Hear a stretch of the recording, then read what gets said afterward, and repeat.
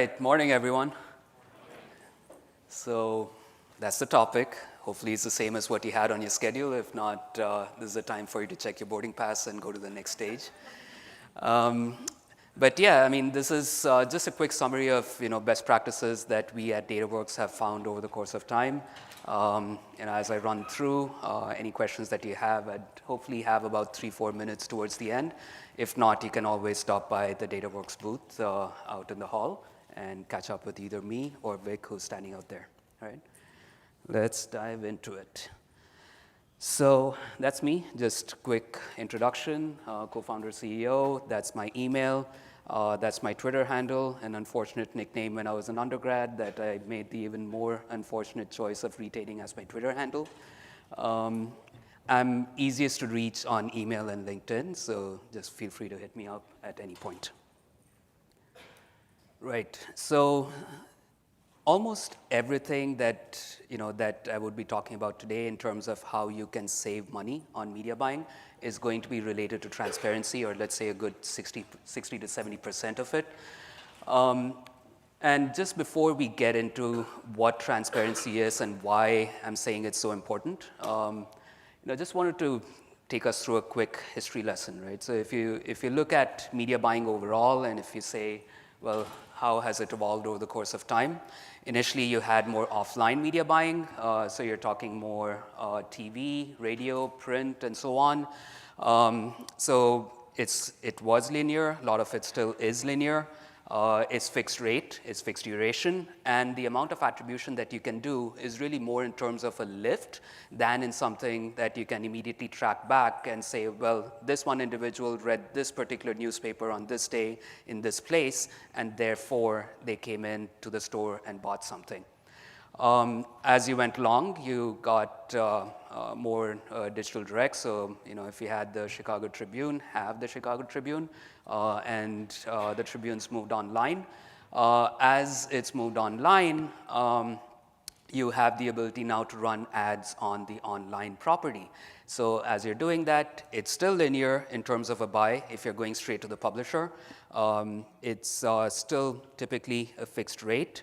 However, you got now the ability to start doing more attribution, right? So you're actually able to go in and say, well, here's the individual who saw the ad, and we know it's the same individual who's actually gone and purchased my product, right?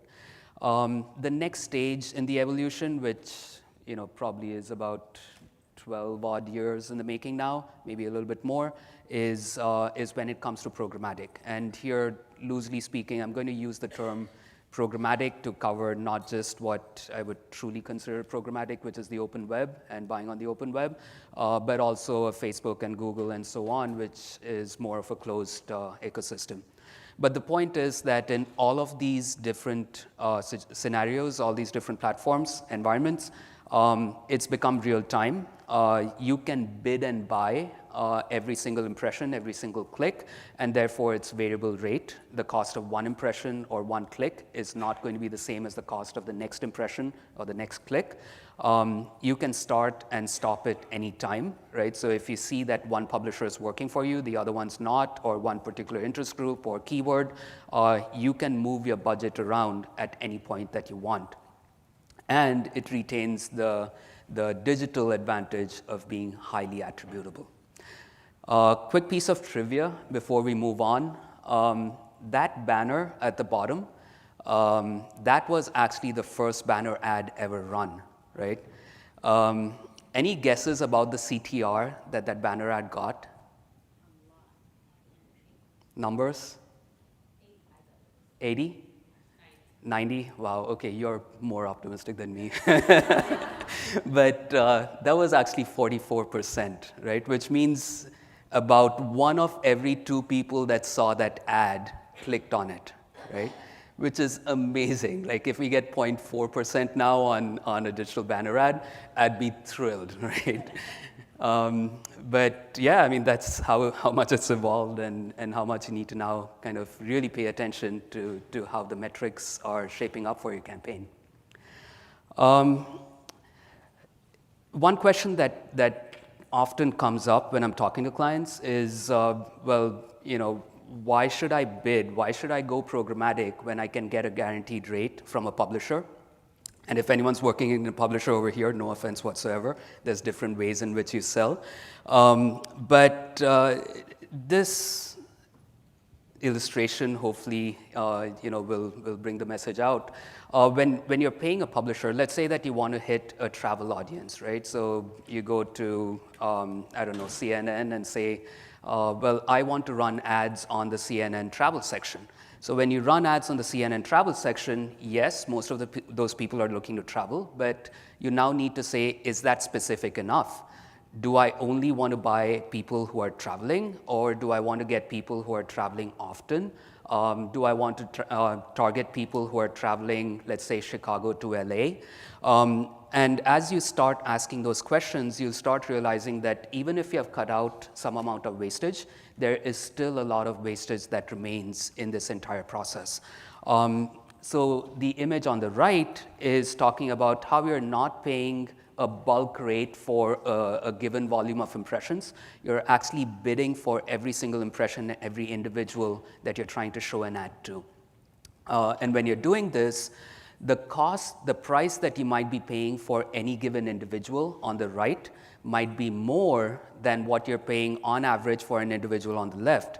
However, the people that you're targeting are much, much more specific, and therefore the wastage that you had before has probably gone down significantly. So you can stretch your budget more in terms of reaching the right demographic. Quick question here, how many people are working in a brand? Agency? Okay, about an even mix. Some hands didn't go up, so I'm assuming you're just here for the show.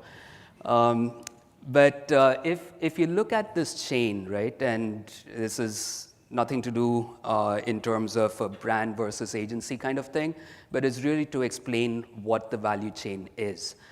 So if there's a brand, that brand says, well, I have an agency, potentially an agency of record. That agency of record is working with, let's say, a media agency that could be the same as the AOR, or it could be someone different. The media agency is potentially working with an ad network or a trading desk. And the ad network or trading desk is going to then be going out and buying impressions programmatically, right?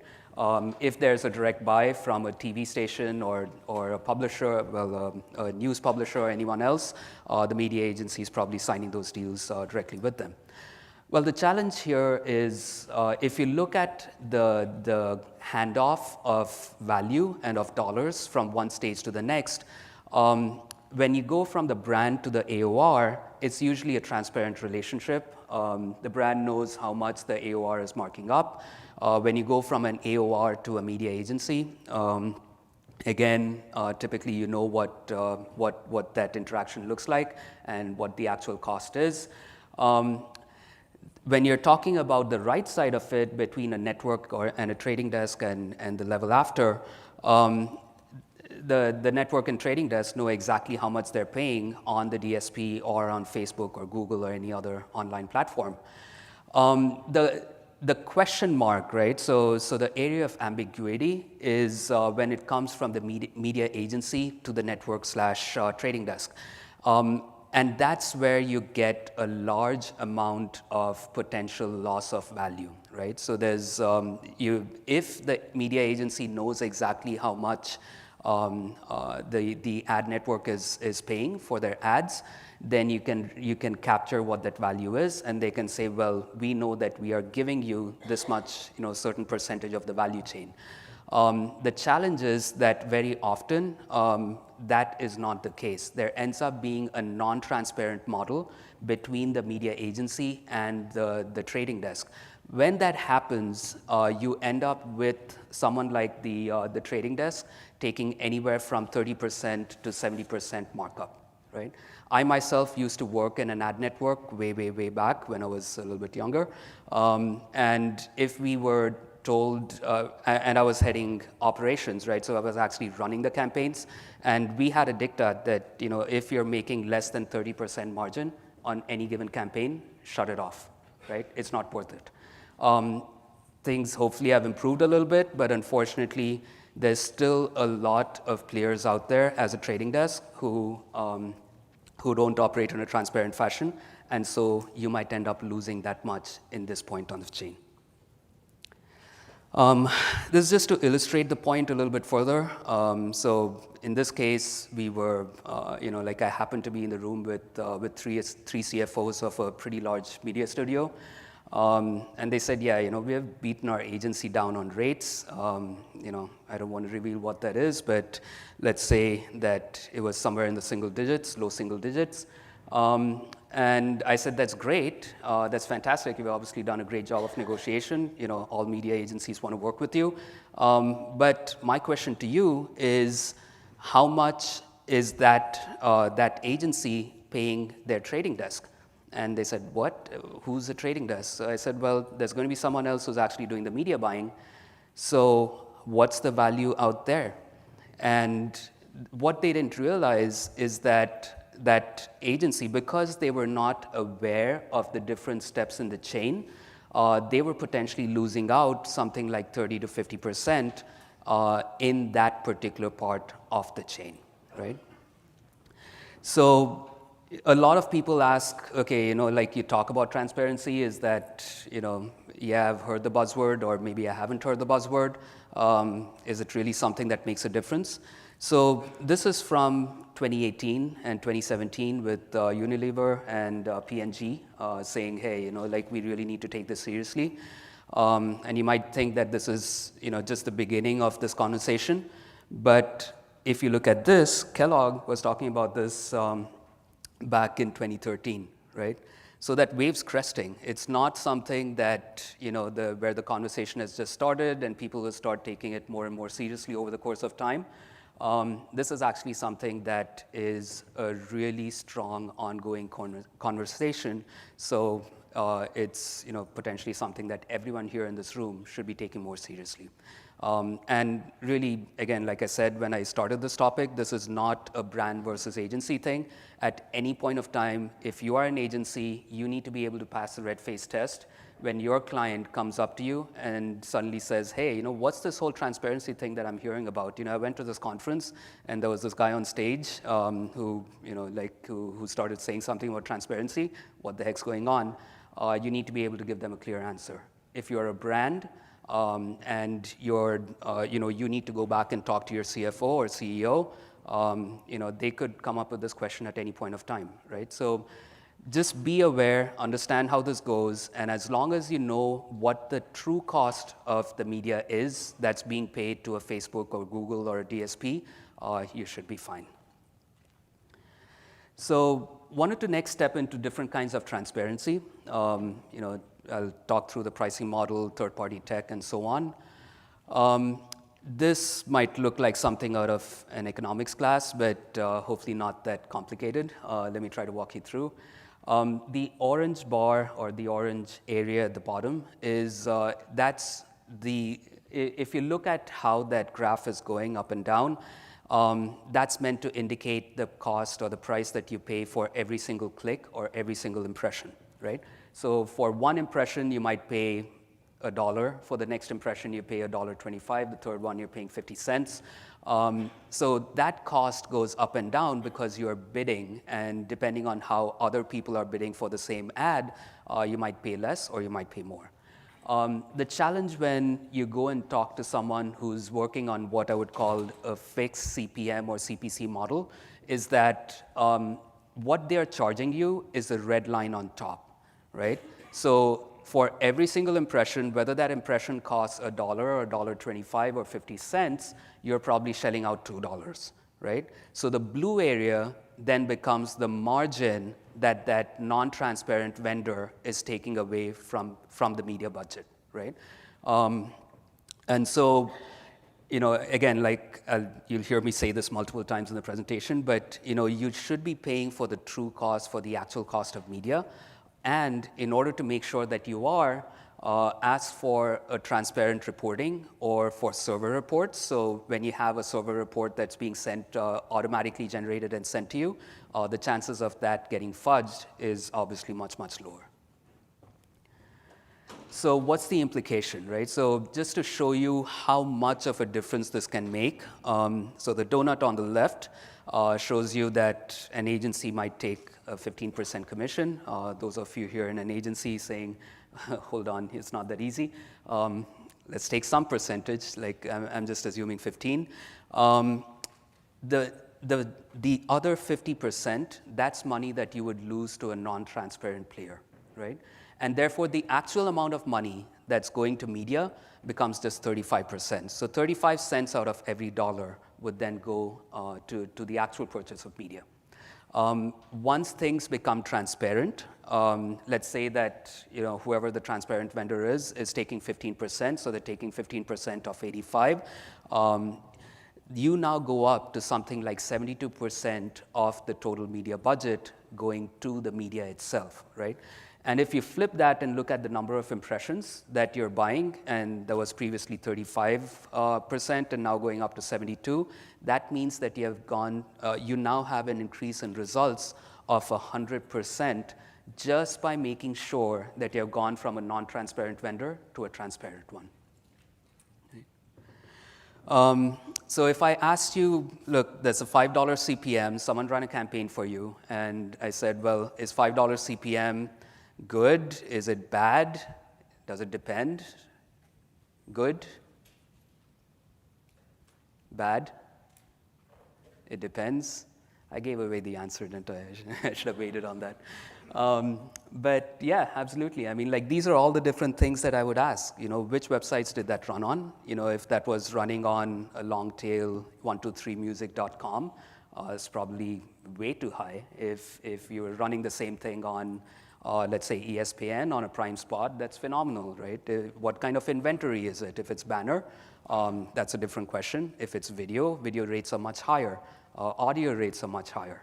Was there any third-party tech cost that was baked in, right? So are you doing any audience targeting? Audience targeting could be anywhere from, let's say, 50 cents CPM up to about $2 CPM. So that'll add on to the total cost that you're paying, right?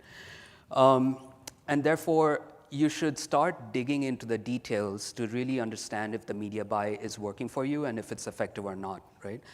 It's probably I know the text has gotten a little small on this slide, but each of those different tabs is different slices of the data of the campaign that you're running, right? So it's by display ad variant, by ethnicity, by messaging, by conversion details, by size of creative, by device. There's a separate report for tech cost. And you've got information about impressions, clicks, conversions, different stage of the funnel, and so on.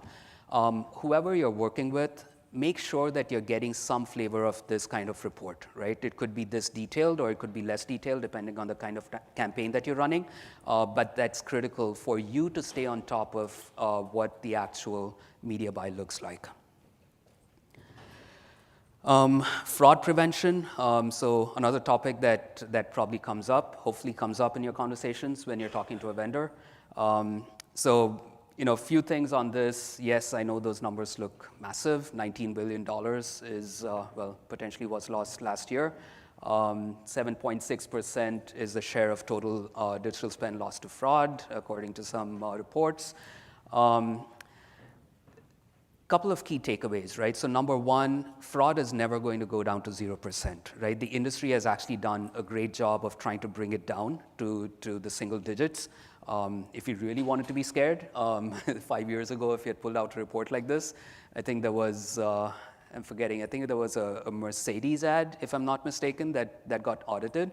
And there was something like about 60% that was lost to fraud. This was back in about 2014. Right? So in the intervening 5 years, the industry has really cracked down. There's different initiatives. If you're interested in finding out what they are, I'm more than happy to talk to you afterwards, that have actually reduced the fraud percentage down. Unfortunately, there are going to be bad players. What you need to be doing is saying, well, given that we know there is going to be fraud, how is the vendor ensuring that we're reducing this fraud to the extent that we can, right? What's the anti-fraud tool or the fraud prevention tool that's being used? Can I see a report of what that looks like?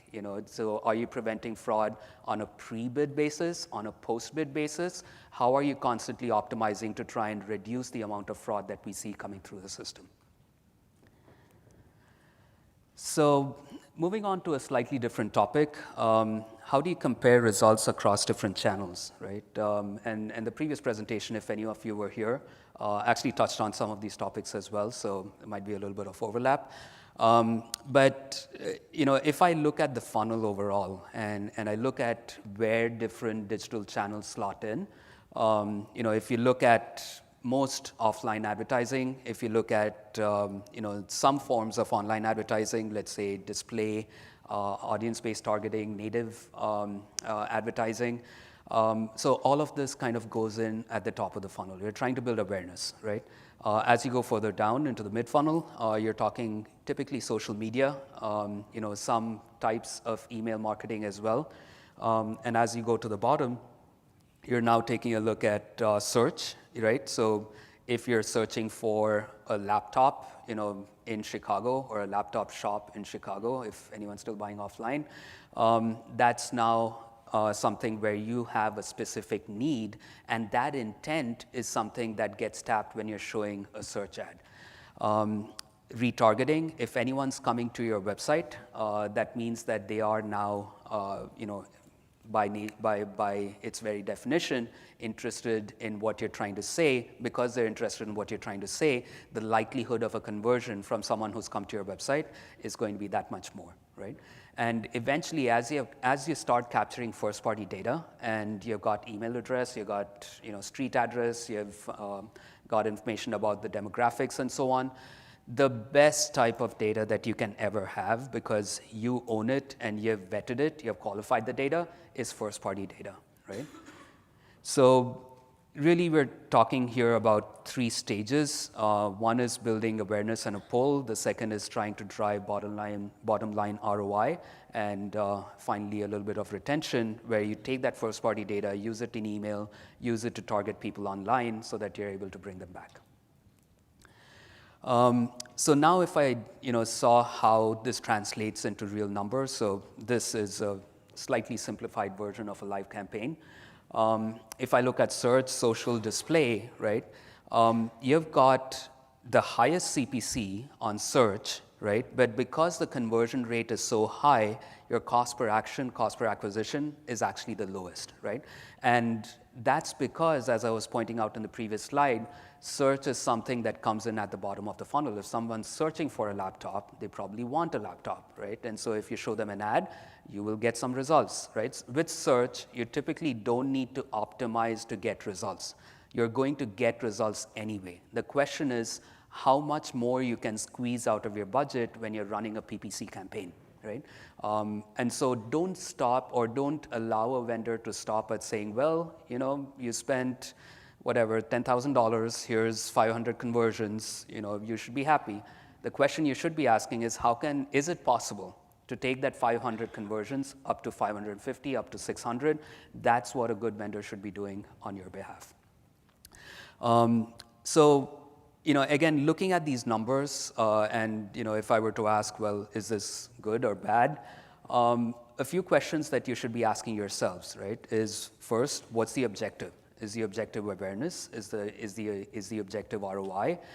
If the objective is awareness, then my focus probably should not be so much on the CPA as much as it is in terms of what's my reach, what's my frequency, how many people am I able to attract to the website, right? As you start saying, well, I really want to drive sales, you're talking more ROI, and you should be looking at the CPA. Another thing is that search, by its very nature, is going to be limited in terms of its volume. Branded search, if, it's, that's just Google's cash cow, right? You're forced to pay for an ad against someone who's searching for your brand just so that they click on that ad, and Google makes a little bit of money and someone comes to your website, right? Not that I'm knocking Google, it's a big company. They can stomp me down anytime they wanted to. But the fact is that that's going to be a limited pool of people who are searching for your brand. And if that's only a limited pool that's searching for your brand, the only way you can expand on branded search results is by getting more people aware of you, right? So it all goes kind of hand in hand. What I would say when you're looking at numbers across channels is start with what's giving the best results and then keep an eye out for scale. And sometimes, like if you're in a highly competitive, high margin market, let's say cosmetics, between a Mary Kay and a Maybelline and Estee Lauder, you're probably saying, well, the cost of that click for any one of these large players is just nothing, right? They're making so much margin that they say, well, I'm willing to bid just about any amount that the platform's charging me. So then that's where you start looking at, well, my conversion rate's good, what's my actual CPC, right? Keep an eye on the cost per acquisition if that is your objective. So social or display or some other channel might actually end up working even better from a CPA standpoint, even though your conversion rates are better on search. All right, so if you were evaluating vendors, just to summarize all the stuff that we went through so far, first, ask about pricing model. If they quote you a fixed CPM or CPC, politely show them the door or politely edge your way out of the room. Can they buy across platforms? So anyone who comes in and says, look, I am great at PPC and that's the only thing that I do, or someone that comes in and says, look, I've built this piece of tech and therefore I want you to buy this piece of tech, that's the only thing they're trying to sell you, right? You don't, or they don't on your behalf, they don't have the opportunity to actually evaluate results across platforms and decide what's working best and what's not working that well. So how do they decide which platform to buy on? Based on performance is the only answer that should be acceptable. What kind of reporting do they provide? It should ideally be real time. If it's not real time, at the very least once a day, you should be getting some kind of report. Will they give you access to their platform, whether it's proprietary or it's something like a Facebook or Google? They absolutely should. I mean, like, this is something that drives me nuts. I always say it's your money, right? You should be able to go and ask what's happening with your money, right? If you had to, I don't know, buy a laptop, because that's stuck in my head now. If you had to buy a laptop, and you said, well, get a laptop from somewhere and, I'll just take it from you, you would never do that, right? This is your budget. You need to know what's going on with it. And getting stuff like domain level reporting and doing fraud prevention, that's just table stakes, right? That's something that you need to ensure that you're getting.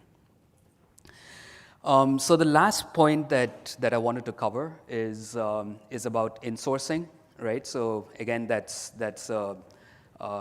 becoming a hotter topic now, where brands larger brands like a P&G, Kellogg's, so on, they decided to pull media buying in-house.